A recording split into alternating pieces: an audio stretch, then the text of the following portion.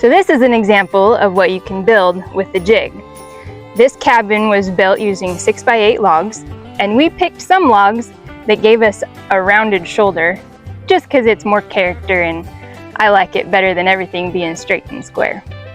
There's a 1-inch chink gap that allows for contraction as your logs, or shrink as your logs dry. But at the corner here, you can see this is a compound dovetail, and everything fits up really nice and tight. And if you come around with me, we cut a midget door, and all this does, this will be where the door will be in the final cabin, but it's smaller sized and of course short. But what this does is it allows you to go back and forth inside and outside as you're stacking the logs. And that way, you don't have to be climbing over the wall.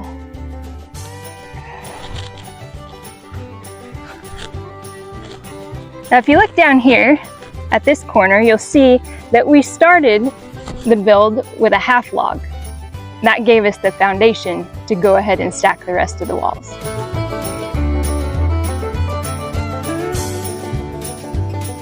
You can see what we've done here is we've actually stacked the walls of the cabin over on this side, and then here we decided to build the roof structure back down on the ground so we had easy access and could reach everything that we needed to build without going higher and higher on our building.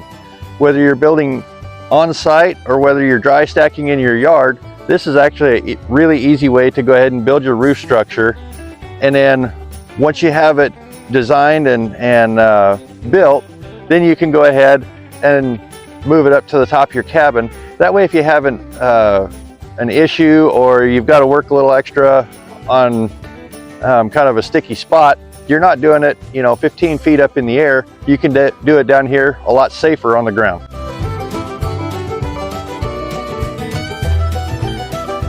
So we get a lot of folks asking about the gaps in our wall, because that just seems counterproductive. This is called a chink gap, and it has a very specific function for cabin building.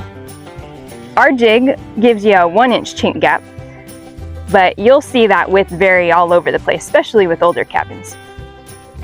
So the chink gap traditionally would have been filled with something like mud or clay mixed with straw, whatever they had on hand. Today, it's commonly filled with cement mix or a synthetic chinking that's referred to as perma-chink.